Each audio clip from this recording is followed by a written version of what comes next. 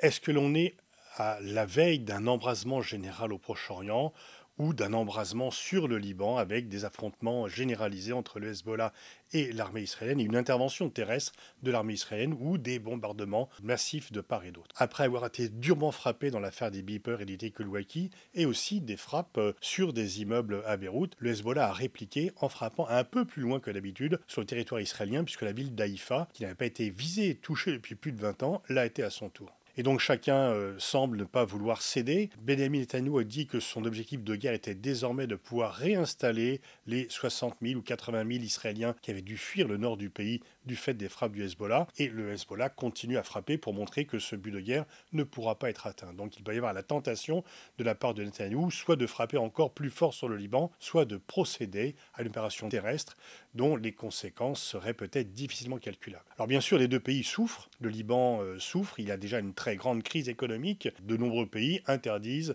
à leurs citoyens de se rendre au Liban ou demandent à leurs citoyens de quitter le Liban. Des compagnies aériennes n'assurent plus des vols vers Beyrouth. Et en Israël aussi, il y a eu une interruption des vols. Et l'économie israélienne souffre également de la guerre au Gaza et de la guerre avec le Hezbollah, de la mobilisation et de la crainte que cela suscite. Il peut donc y avoir la tentation chez Netanyahou de finir le travail, de dire qu'on va se débarrasser une bonne fois pour toutes du Hezbollah, solution à laquelle désormais une majorité, faible mais majorité quand même, de l'opinion israélienne est prête. Pour l'instant, on voit que chacun, Hezbollah ou l'armée israélienne, joue l'escalade tout en se retenant pour ne pas être tenu pour responsable de celui qui aura lancé cette guerre généralisée. Quelle est l'attitude des autres puissances, des puissances extérieures, par rapport à cet affrontement Israël, Hezbollah et Gaza? Tout d'abord, les États-Unis, c'est quand même la première puissance mondiale, c'est le premier allié d'Israël, mais il a aussi des liens très forts avec le Liban. Et on peut dire que indirectement, outre le Liban et la Palestine et Israël, les États-Unis sont la première victime de ce conflit parce que leur crédibilité est fortement mise en cause. Ils appellent à la désescalade, mais on voit que ce sont des appels dans le vide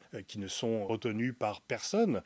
Et leurs appels au cessez-le-feu sur Gaza n'ont pas été retenus par Israël. Et donc les Américains semblent avoir aucune prise sur la décision de Netanyahou. Et donc c'est finalement leur impuissance qu'ils montrent. Et en période électorale, Biden est surtout préoccupé de ne pas commettre un impair. Le déclenchement d'une guerre généralisée serait un affront pour lui et serait un coup dur porté à la candidature de Kamala Harris.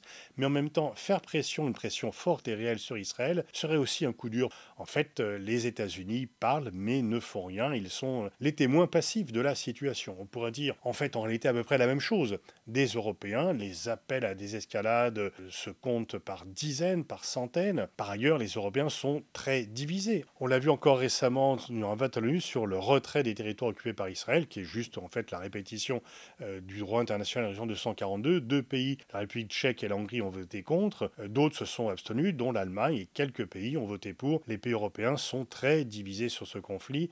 Et en tous les cas, leur division, mais aussi leur manque de volonté, ne leur donne pas non plus beaucoup de prise. L'Europe est un guichet, elle délivre une aide humanitaire, mais elle n'a pas réellement d'impact politique sur le conflit. Et les pays arabes sont à peu près dans la même situation. Ils sont aussi les témoins d'un conflit qui pourtant les concerne au premier chef, puisque le Liban pourrait être concerné, sans parler de la Palestine. Mais les pays qui ont signé la paix avec Israël à différents moments n'ont pas remis les traités en cause. L'Arabie saoudite a gelé son rapprochement. Il devait y avoir un rapprochement, voire même la signature d'un traité entre Riyad et Israël. Le prince héritier a dit que tant que la Palestine ne serait pas indépendante, il n'y aurait pas ce rapprochement. Et donc les pays arabes, collectivement, sont aussi en échec. Restent d'autres protagonistes que sont la Russie et la Chine. Et les deux, en fait, profitent de ce conflit parce que ce conflit montre l'impuissance des pays occidentaux. Il montre également, en fait, l'alliance de fait des pays occidentaux avec Israël, ce qui est un motif de communication, pour ne pas dire de propagande, tant de Moscou que de Pékin. Moscou va dire, regardez, on nous critique pour ce qui se passe en Ukraine alors que nous ne faisons que répondre à une agression.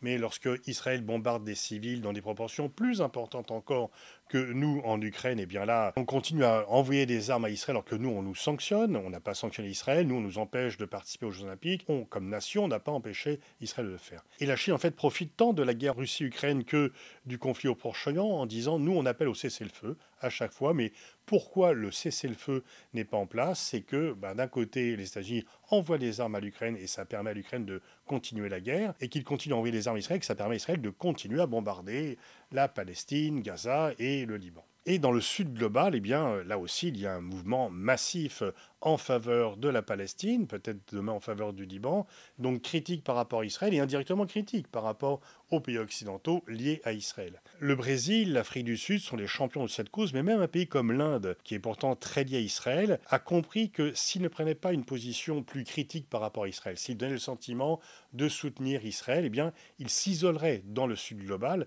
et donc même l'Inde qui avait envoyé des messages très forts de solidarité avec Israël après le 7 octobre, a revu un peu sa position et aujourd'hui nettement plus critique. Et dans le sud global, on sait que c'est dans ce sud global qu'il y a une lutte d'influence entre les pays occidentaux, la Chine d'un côté et la Russie de l'autre.